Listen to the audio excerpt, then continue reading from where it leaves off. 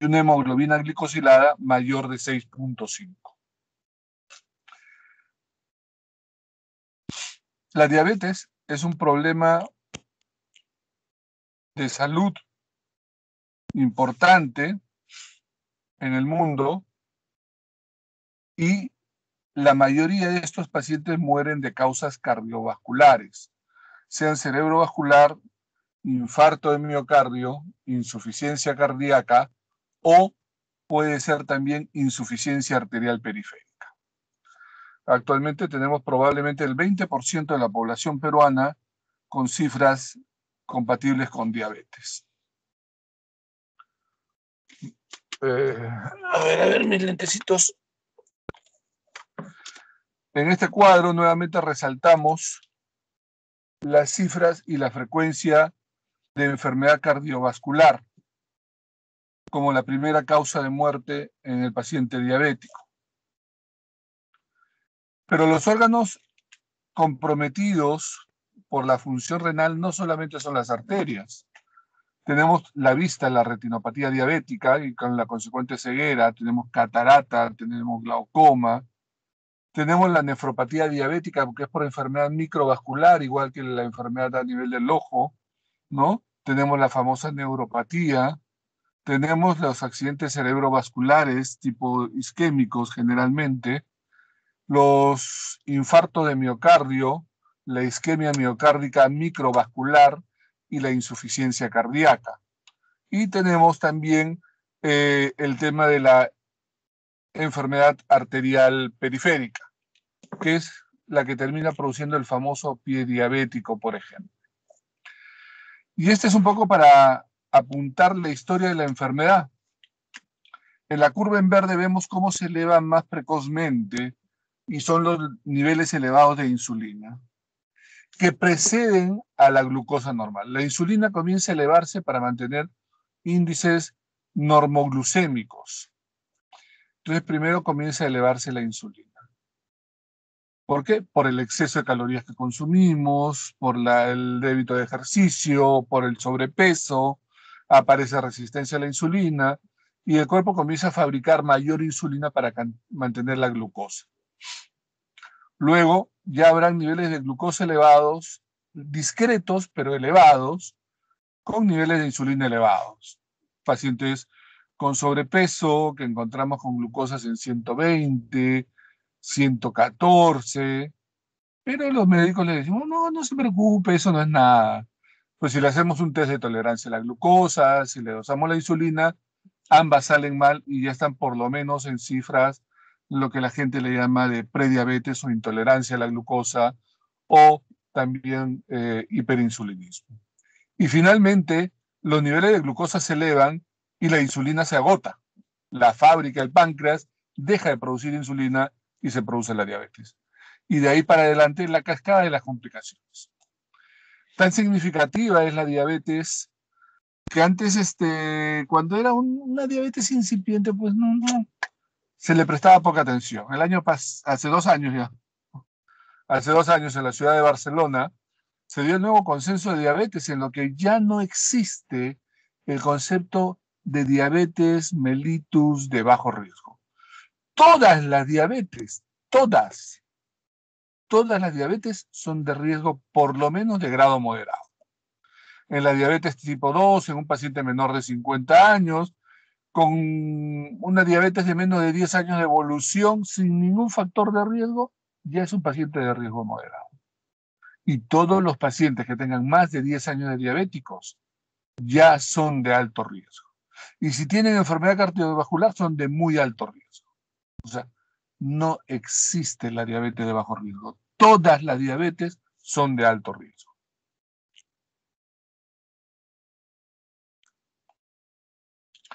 Y estos son los objetivos que debemos de alcanzar al manejar un diabético. Su ideal es que la glucosa esté entre 80 y 110. Ese sería nuestro objetivo real. Pero nos conformamos con que el diabético, y este es un concepto que se los he escuchado a los diabetólogos, tengan pues glucosas de 140 en ayunas. Y si tienen 140 en ayunas, seguramente le hacemos una postprandial y tiene 180. Y eso está mal, ¿no? Si el paciente tiene más de 140, ya requiere tratamiento.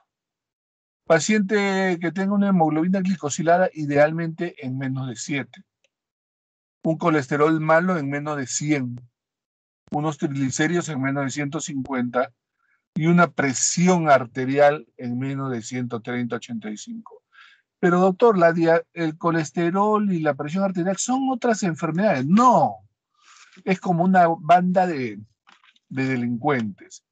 De repente viene un ratero y tú lo puedes enfrentar, pero cuando te vienen 2, 3 rateros armados, pues ya estás frito pescadito, como se dice el refrán. Ahí tienes mayor riesgo de infarto cardíaco, infarto cerebral y todas las complicaciones cerebrovasculares y cardiovasculares respectivamente.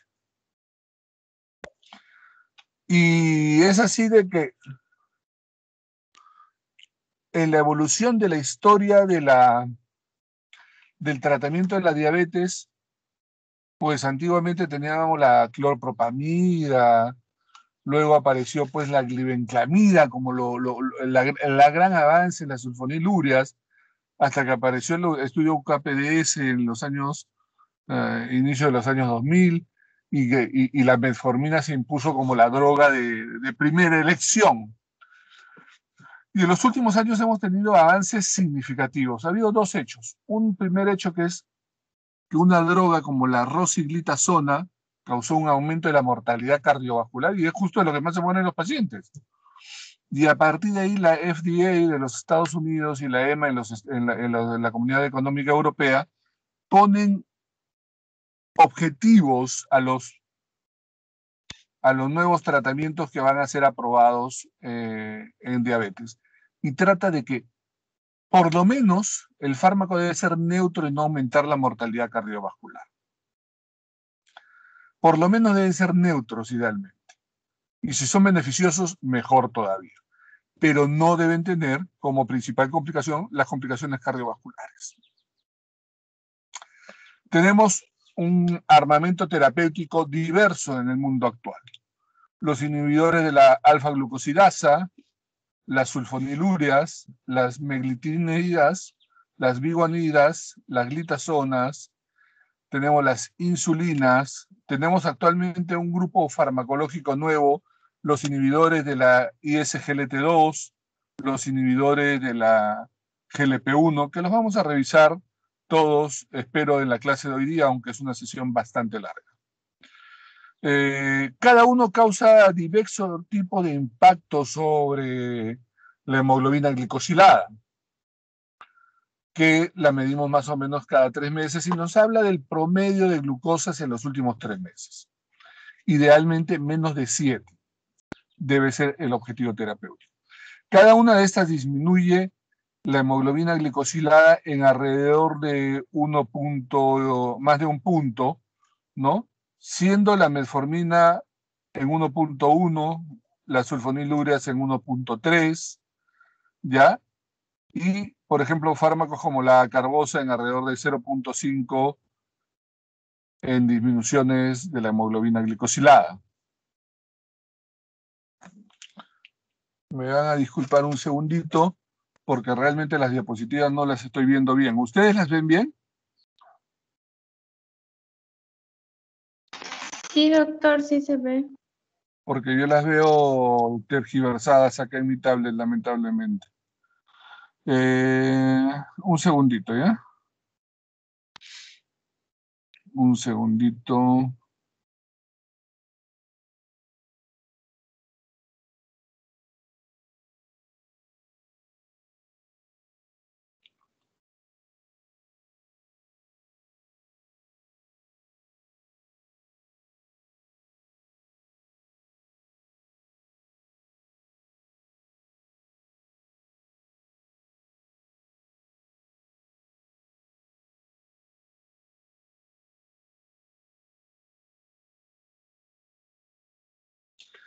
Ok, entonces, la clasificación de los hipoglicemiantes orales son de varios tipos, o sea, hay clasificaciones como la clasificación química que les mencioné hace unos instantes, Y otra puede ser, por ejemplo, que tenemos los fármacos insulinos sensibilizadores e insulinos trópicos.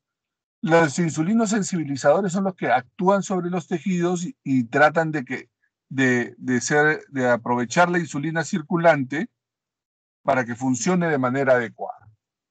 Y ese es el caso, por ejemplo, de la metformina o el caso de las glitazonas como mecanismo de acción. Hay otros que son insulinos trópicos, que lo que hacen es que actúen mejor que haya mayor cantidad de insulina, como el caso de las sulfonilurias o de las nataglinidas. Y hay otros fármacos que lo que harán es evitar la absorción, por ejemplo, de la glucosa a nivel intestinal. Y acá tenemos los inhibidores de la alfa-glucosidasa, o también podemos considerar acá a los inhibidores de la GLP-1.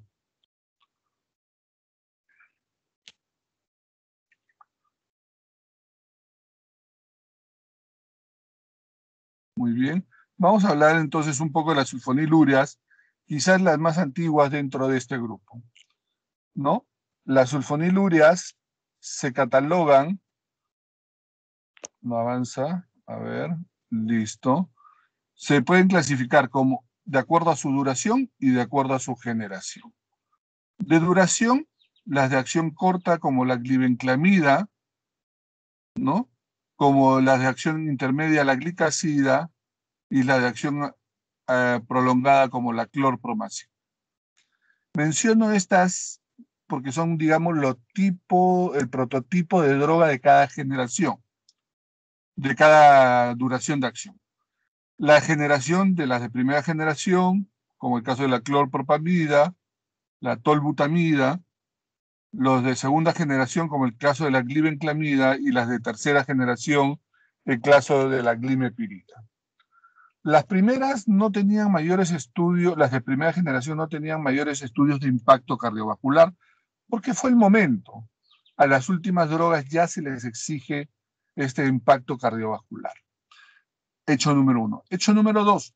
Las primeras tenían mayor tendencia a la hipoglicemia y en segundo lugar tenían mayor frecuencia de reacciones adversas y eran mucho más inseguras en cuanto al tratamiento, por ejemplo, cuando ya existía un daño renal, una nefropatía diabética.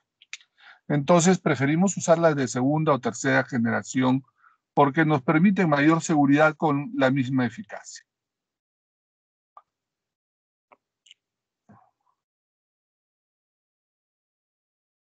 Ok. El mecanismo de acción trata de que una vez que pasa la glucosa a la sangre y se eleva la glicemia, pues este grupo de fármacos lo que van a hacer es promover la secreción de insulina, disminuyendo la resistencia a la insulina y tanto a nivel periférico como a nivel de diferentes tipos de tejidos. ¿Cómo hace esto? Pues actúa las sulfonilurias inhibiendo los canales de potasio dependientes de la ATP. Van a esto a causar una hiperpolarización, generarán la apertura de los canales de sodio, el ingreso de sodio, y al ingresar sodio, lo que se generará a nivel del páncreas, en la célula pancreática, será de que las vesículas que contienen insulina van a liberar la insulina que contienen, habrá mayor concentración de insulina con los efectos que ya hemos mencionado en la diapositiva anterior. Esto es más de lo mismo.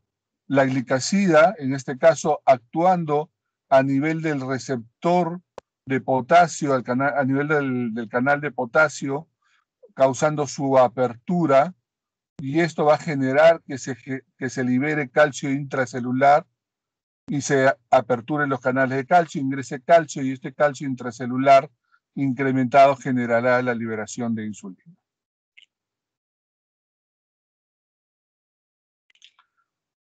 Luego tenemos entonces de que en este estudio se comparan diversas moléculas sulfonilúreas y hacia la derecha mayor riesgo en cuanto a eventos cardiovasculares y hacia la izquierda menor cantidad de riesgo. Si vemos bien, hay dos, la tolbutamida y la clorpropamida, moléculas de primera generación que tenían mayor frecuencia de reacciones adversas en este sentido. Neutras, la glibenclamida y la glipizida, de segunda generación, y que tienen un efecto incluso beneficioso, como el caso de la glimepirida. Es así, entonces, de que por eso preferimos emplear sulfonilureas de las de generaciones más modernas.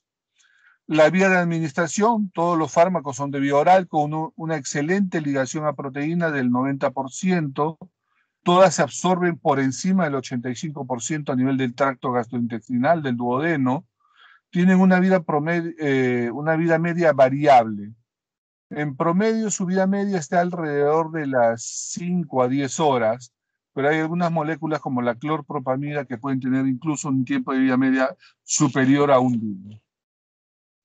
El metabolismo fundamentalmente es hepático, la excreción es fundamentalmente renal, a excepción de la tolbutamida y de la gliburida, y su tiempo de efecto, por ejemplo, de la glipizida es de 24 horas, de la glicacida es de 12 horas, ¿no? Y de la glibenclamida es de alrededor de 12 horas.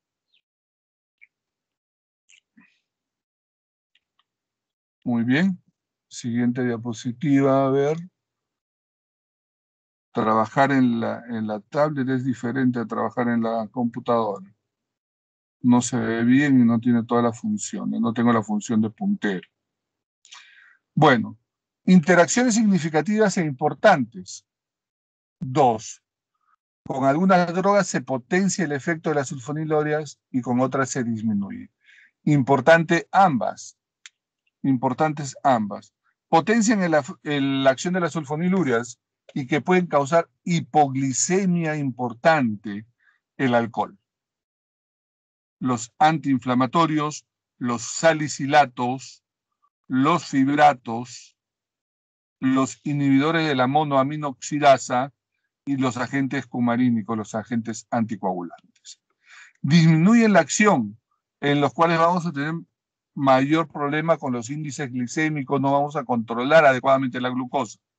Los corticosteroides, los diuréticos tipo furosemida y tiazidas, la difenilidantoína, el ácido nicotínico, los inmunosupresores y los estrógenos. Efectos adversos. Lo más importante y significativo, en primer lugar, porque es un efecto inmediato y grave, que es la hipoglicemia. El paciente comienza a estar sudoroso, diaforético, siente que se va a desmayar, algunos pasan agitación psicomotriz, incluso un episodio de pseudolocura, digámoslo así, por ponerlo en términos fáciles de entender. Yo recuerdo mucho a un paciente que se le comenzó su hipoglicemia oral, estaba hospitalizado, el paciente se puso a hacer ejercicios en rehabilitación cardíaca y me llama porque el paciente estaba haciendo un episodio psicótico. Entonces yo por teléfono le digo un episodio psicótico, pero no tiene ningún rasgo, no tiene ningún antecedente. Y ya le iba a decir, bueno, pues póngale su coctelítico y punto. Y me acuerdo de que era diabético. Le digo, ponle ahorita 3 ampollas de glucosa al 33 y me cuentas. Le ponen las 3 ampollas de glucosa al 33% y pasó el episodio, ¿no? Había tenido la glucosa en menos de 60 miligramos por decilitro. Unos minutos más y el paciente entraba en shock hipoglicémico y esto tiene que actuarse rápidamente porque si no es una condición fatal. Bueno, efectos adversos, el aumento de peso. El problema que muchos diabéticos tienen es el peso corporal y hacerlo subir de peso irá peor. El eritema, reacciones cutáneas, discrasias sanguíneas, disfunción hepática y alteraciones gastrointestinales. Ya hablamos de las interacciones de estos fármacos. Y, bueno, estas diapositivas un poquito que se repiten. Acá tenemos un estudio ¿cómo se llaman estos estudios? Que acumulan varios estudios, varios trials, y trata de analizar, pues, la mortalidad las complicaciones y la seguridad por sulfonilurias. En la última línea están las drogas, el consolidado total de todos los estudios. Y desplaza ligeramente la curva hacia la derecha, lo cual indica una mayor frecuencia de reacciones adversas cardiovasculares con este grupo de fármacos. Y este grupo de fármacos, por lo tanto, es efectivo en el control de la glucosa, pero no es sencillo en cuanto a las complicaciones que hay por ella. Es así que no se puede establecer la seguridad cardiovascular de las sulfonilureas hasta que no se realice un estudio prospectivo, grande, a largo plazo, en el cual su objetivo sea ver si es que hay complicaciones cardiovasculares o no. La tendencia de este estudio que se realizó fue pues de que sí existen complicaciones severas e importantes a tomar en cuenta. En esta otra diapositiva, lo que dice es de que dentro de todas las drogas, quizás la glicazida y quizás la glimepirida tengan mayor selectividad por los canales de potasio pancreático y por lo tanto, al actuar muy selectivamente, parece haber un menor impacto sobre las complicaciones cardiovasculares. ¿No? Entonces, ¿qué tenemos con respecto a este grupo de drogas? Vamos a tener de que las complicaciones cardiovasculares aparentemente son mayores con este grupo de drogas, excepto con lo de las últimas generaciones. La glicazida parece ser la más segura junto con la glimepirida, y la glibenclamida parece tener un efecto neutro en cambio. Entonces, si yo elegiría un fármaco de esta familia, pues sería probablemente una glibenclamida, más seguro una glimepirida o una glicazida, que son moléculas de última generación. Tenemos las meglitinidas, el caso de la rapeglinida y de la nateglinida. La acción fundamental es muy similar a las sulfonilurias, van a promover la secreción de insulina y con esto van a mejorar la resistencia a la insulina a nivel de los tejidos periféricos. Y al mejorar la resistencia de la insulina, mejorarán pues los índices glicémicos. Las nateglinidas actúan igual por el receptor de los canales de potasio ligados o dependientes de ATP. Causarán despolarización de la célula, aperturarán los canales de calcio, el calcio intracelular aumentará, y esto hará que las organelas, las vesículas de insulina en las células pancreáticas liberen esa insulina que contienen en su interior. Y las complicaciones pues son similares entonces al grupo anterior. Serán pues fundamentalmente la hipoglicemia, pero hay que considerar estados que predispongan a ellas, como la insuficiencia hepática o la insuficiencia renal, porque van a aumentar la potencia y la vida media de estos fármacos. Hay que tener cuidado con el embarazo, las complicaciones agudas y el adelgazamiento de las personas, porque va a tener menor resistencia a la insulina en comparación a otras. ¿No? Estas drogas no han demostrado una disminución de la seguridad cardiovascular.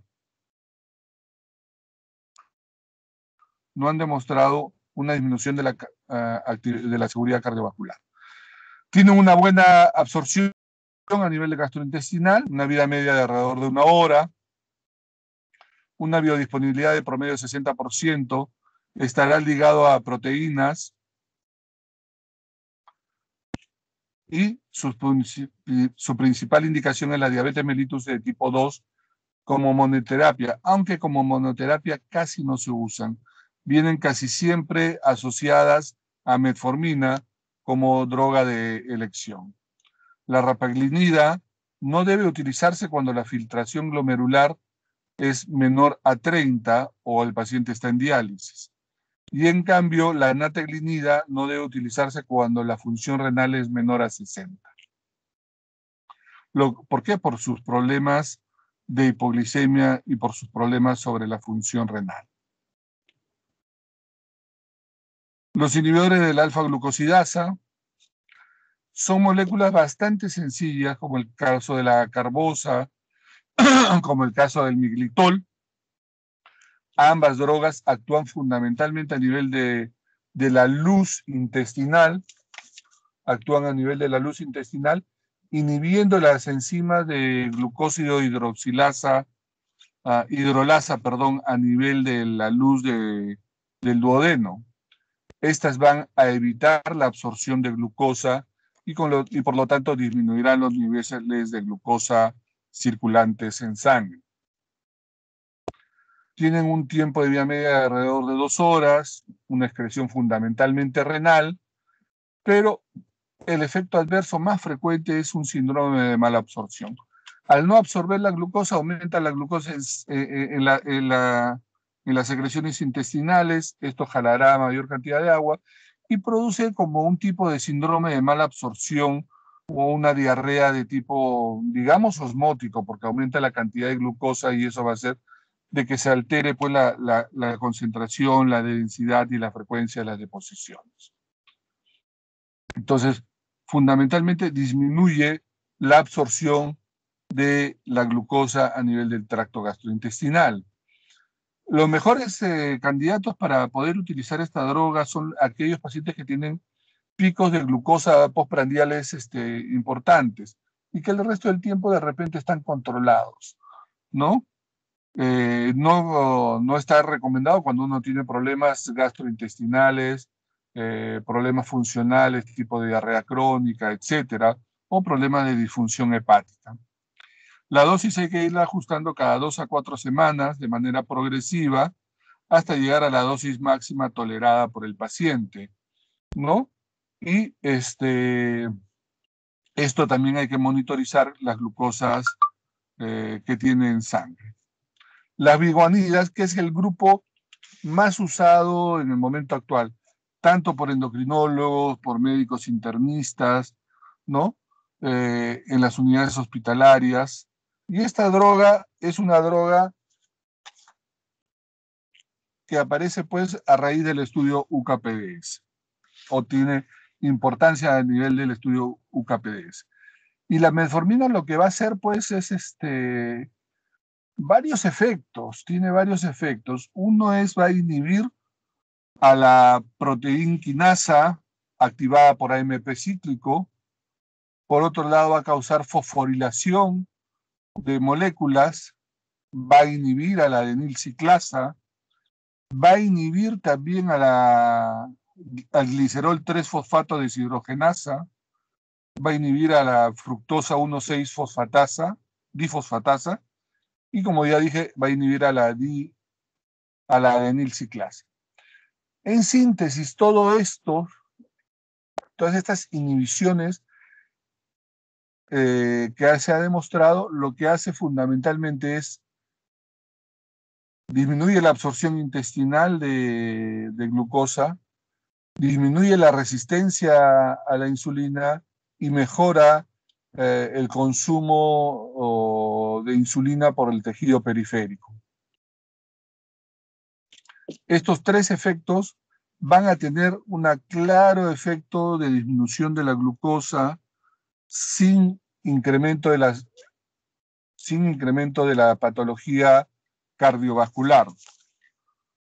Las complicaciones cardiovasculares con este grupo de drogas van a ser mínimas, ¿no? O incluso positivos según el estudio UKPDS, y la metformina en adición a las sulfonilurias también van a brindarnos un espectro seguro, por lo menos neutro frente a las complicaciones cardiovasculares. No avanza la diapositiva, ahí está. En esta gráfica tenemos cómo la metformina comparada con otros hipoglicemiantes redujo la mortalidad cardiovascular. Entonces, es por estas razones que la droga pues tuvo gran auge. Es una droga bastante segura y además con efectos cardiovasculares importantes, y por eso pues se utilizó mucho. Tiene una biodisponibilidad del 55%, una concentración plasmática máxima alrededor de la 1 a 2 horas. Tiene mínima unión a proteínas, tiene un metabolismo, no se metaboliza en el hígado, no hay problema con los pacientes que tienen insuficiencia hepática, se elimina por vía renal y tiene buena distribución en la mayoría de tejidos.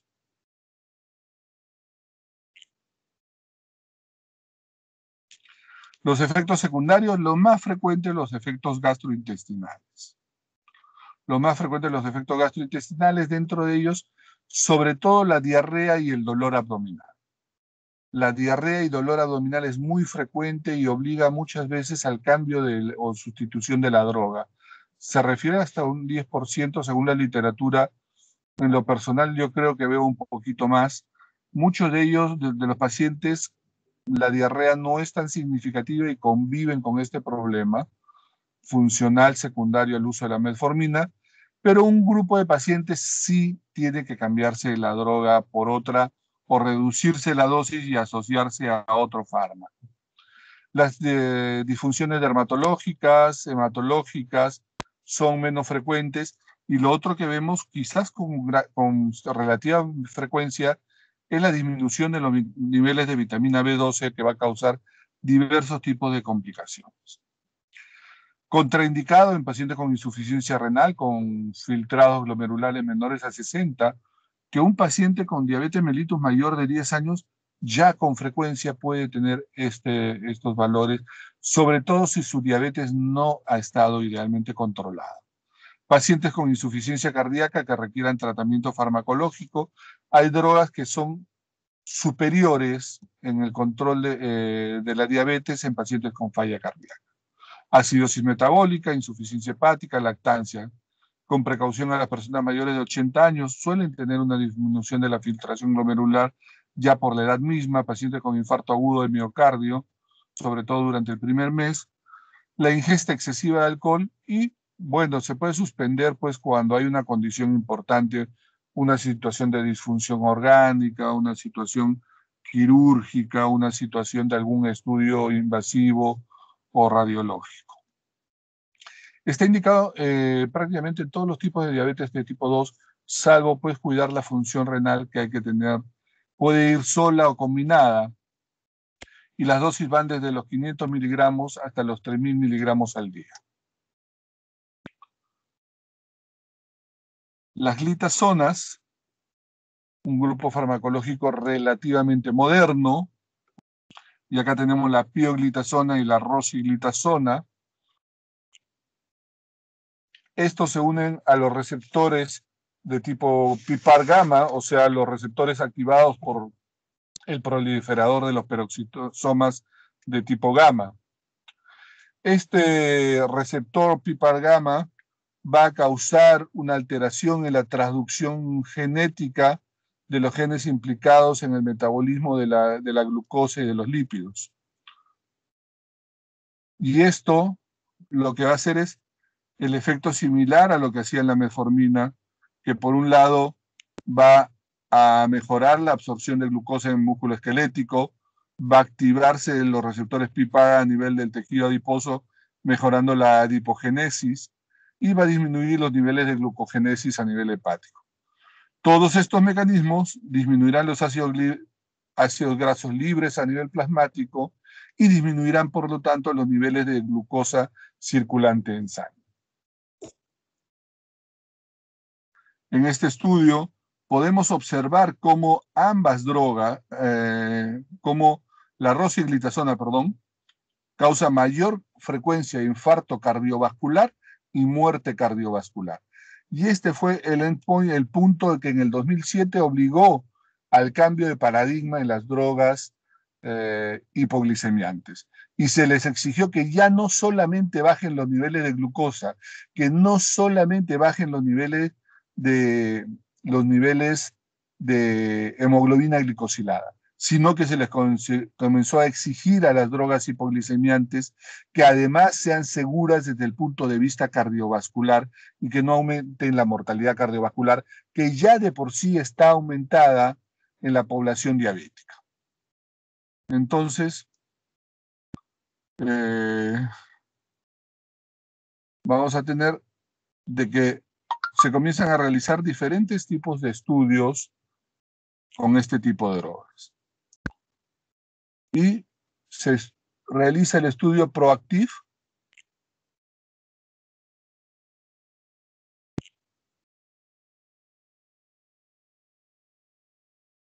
¿sí? Este es el diseño del estudio.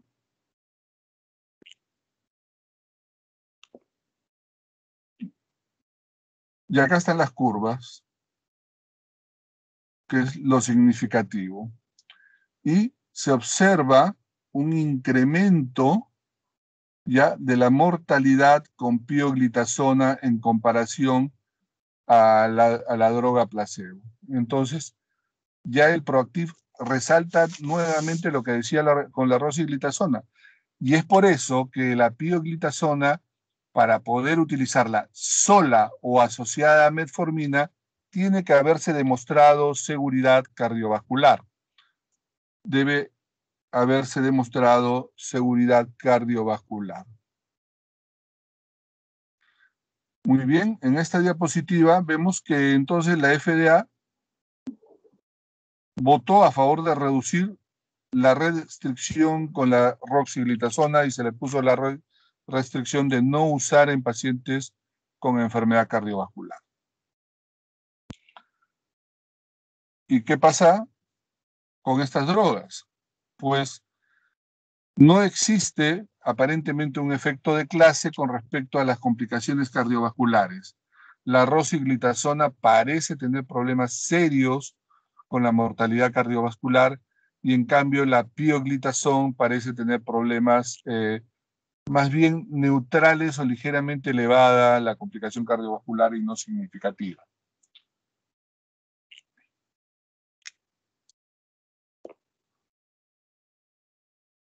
Efectos adversos, pues pocos casos de hepatotoxicidad, aumento de peso, incremento del peso corporal, osteopenia, mayor riesgo de infarto de miocardio con estas drogas y mortalidad cardiovascular.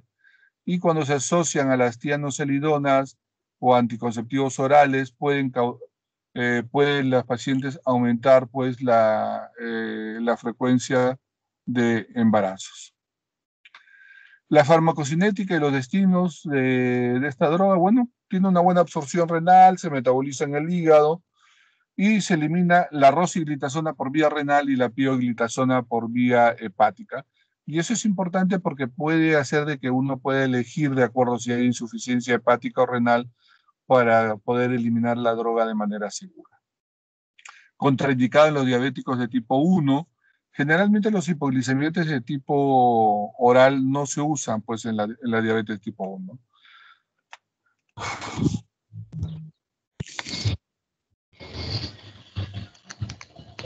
¿Estás escuchando hasta acá? Sí, doctor, sí se le escucha. Ya. Las indicaciones de las glitazonas en monoterapia, en combinación con metformina también puede utilizarse o en combinación con sulfonilureas, que es menos frecuente. Lo más frecuente es que venga asociada a metformina. ¿Puede utilizarse en terapia triple? También puede utilizarse en terapia triple, aunque con menor frecuencia.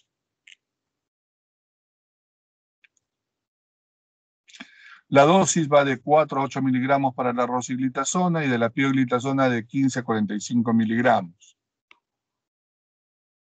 Y luego tenemos a los inhibidores de la DPP4. Vamos a hacer un pequeño corte acá para mencionar entonces sulfonilurias, hipoglicemiantes, problema de la hipoglicemia, ¿ya? Los de primera generación con múltiples reacciones adversas, los de segunda y tercera generación con mayores niveles de seguridad, por lo menos un efecto neutro. Más usado la glibenclamida, se recomienda la glimepirida, la glicazida como drogas de última generación. Las drogas como la neteglinida se utilizan muy poco, generalmente en terapias asociadas. Las drogas como los inhibidores de la alfa-glucosidasa, la acarbosa, problemas, los efectos de diarrea es muy significativo, disminuyen los niveles de glucosa. Y luego las biguanidinas, ¿no? Que son quizás el grupo más seguro, o el que es más usado, el que demostró mejoría de la mortalidad cardiovascular. Y las glitazonas, aumento de la mortalidad cardiovascular, debe utilizarse en pacientes que no tengan evidencia de enfermedad cardiovascular eh, para poder iniciar este grupo de drogas. Vamos a comenzar con las drogas más modernas, como los inhibidores de la DPP4. Los inhibidores de la dipeptidilpeptidasa de tipo 4, o también llamada la adenosina deaminasa proteína complejante de tipo 2, ¿no? Lo que va a hacer fundamentalmente este grupo de moléculas va a ser de que normalmente cuando uno come se incrementa la producción de incretinas intestinales como la GLP-1, ¿no? Que es el péptido similar al glucagón de tipo 1, y va a estimular la producción del HIP, que es el polipéptido inhibidor gástrico. Estos al elevarse van a mejorar la absorción de glucosa. La absorción de glucosa va a generar, pues, por otro lado, la secreción de insulina, ¿no? Y bueno, de esta manera la insulina disminuirá la concentración de la glucosa en la sangre porque se había absorbido por vía intestinal. Muy bien. Los inhibidores de DPP4 ya van a inactivar a esta enzima que les menciono, a la dipeptidilpeptidasa. La dipeptidilpeptidasa lo que hace es inactiva estas incretinas. Y al inactivar estas incretinas va a evitar que la insulina secrete, que el páncreas secrete insulina y por lo tanto disminuya los niveles de glucosa. ¿Qué hacemos con los análogos de la GLP-1? ¿Qué hacemos con los análogos de la GLP-1 o con estos inhibidores de la DPP4? Pues que estas incretinas actúen promoviendo la secreción de insulina. Muy bien. Entonces, al promover la secreción de insulina, aumentará la insulina, disminuirá el glucagón y por lo tanto disminuirá la glucosa tanto postprandial como la glucosa en ayunas. Los fármacos de este grupo son la sitagliptina, la vidagliptina, la saxagliptina y la linagliptina. Todos tienen generalmente metabolismo hepático. Todos tienen metabolismo hepático y tienen una eliminación fundamentalmente renal. Las drogas suelen darse entre la sitagliptina, la saxagliptina y la liraglutide. Perdón, las tres primeras nomás. Las dos últimas son de otro grupo. La sitagliptina y la saxagliptina una vez al día. Y la vidagliptina puede darse hasta dos veces al día. Pueden ir solas en monoterapia. La sitagliptina, la vidagliptina generalmente va en terapia combinada, generalmente asociada a metformina. La asociación más frecuente es la metformina con cualquier otro hipoglicemiante en líneas generales, ¿ya? Es más infrecuente asociar, por ejemplo, sulfonilurea con un inhibidor de PP4. Se prefiere dos fármacos que tengan mínimo efecto sobre la seguridad cardiovascular y que más bien tengan incluso un efecto beneficioso. Y por otro lado tengan diferente mecanismo de acción en cuanto al control de la glicemia. Es generalmente lo que suele emplearse. Estas moléculas, ¿no?, han demostrado pues un efecto generalmente neutro en el estudio TECOS, la sitagliptina y la alogliptina, y más bien ligeramente contradictorio la saxagliptina, la linagliptina y la linagliptina. Entonces, al tener un discreto efecto de incremento de los problemas cardiovasculares, en el promedio son drogas que tienen un efecto más bien de tipo neutro. Tienen más bien un efecto de tipo neutro y por lo cual tienen cierta seguridad cardiovascular, por lo menos no aumentan los problemas cardiovasculares. Su reacción adversa más frecuente es las insuficiencias respiratorias altas cuando se usa en monoterapia, sobre todo a dosis altas, las infecciones urinarias, ¿no? Las enfermedades gastrointestinales, la sinusitis, la rinofaringitis. Hay que tener cuidado con la insuficiencia hepática de grado moderado a más, ¿no?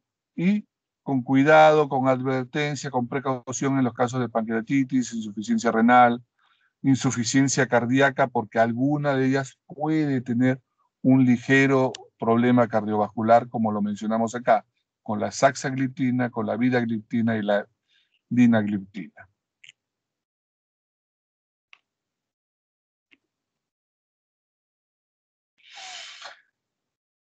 Estas drogas, igual que con el problema cardiovascular, ahora se exige también una seguridad renal, porque el paciente diabético con frecuencia la función renal suele alterarse. El primer signo de una disfunción renal es la microalbuminuria. La creatinina puede seguir normal, como les contaron en fisiología, hasta que la depuración de creatinina está por debajo del 30% en el momento en que la creatinina comienza a elevarse. Entonces, la creatinina no nos ayuda a medir la función renal. La función renal del paciente diabético la medimos con depuración de creatinina, preferentemente medida en orina de 24 horas o calculada a través de las fórmulas para la edad, para el peso, etc. Es así que la sitagliptina puede ser utilizada de manera segura, ¿ya? En pacientes como monoterapia, la vidagliptina no se recomienda como monoterapia ni la saxagliptina, se prefiere como terapia asociada. Y la linagliptina también puede utilizarse como monoterapia.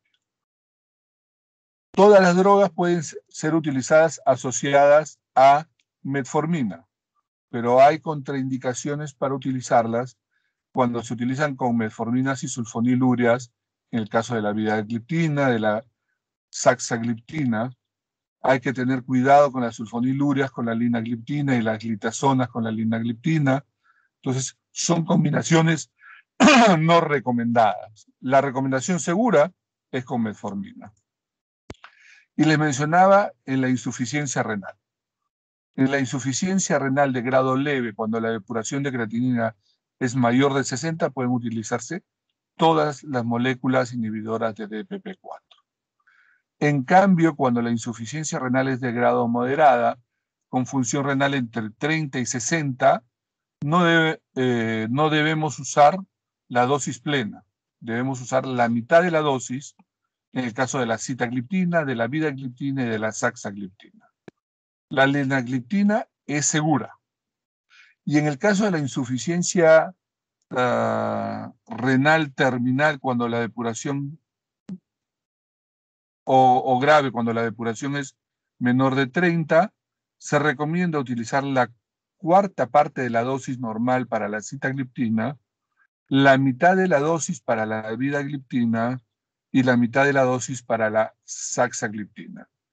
En cambio, la linagliptina es segura y se puede utilizar. En el caso de la insuficiencia hepática, no habrá cambio de la dosis cuando la insuficiencia es de grado leve a moderada, excepto en el caso de la vidagliptina y de la linagliptina, que no deberían usarse. Y en el caso de la severa, no debería usarse ninguno de los inhibidores de DPP4. La dosis de estas drogas va a variar, y vamos a tener que la dosis va de 5 miligramos de la linagliptina una vez al día, en la sitagliptina de 100 miligramos, de la vidagliptina 50 miligramos y de la saxagliptina de 5 a 2.5 miligramos. Generalmente En terapia, ya les he explicado, algunas irán como monoterapia o como doble terapia asociada generalmente a sulfonilurias. Muy bien. Tenemos que, antes de continuar, dos clases. Le toca al doctor Sandoval, al doctor Itar Sandoval. ¿El doctor Itar Sandoval ya se encuentra presente?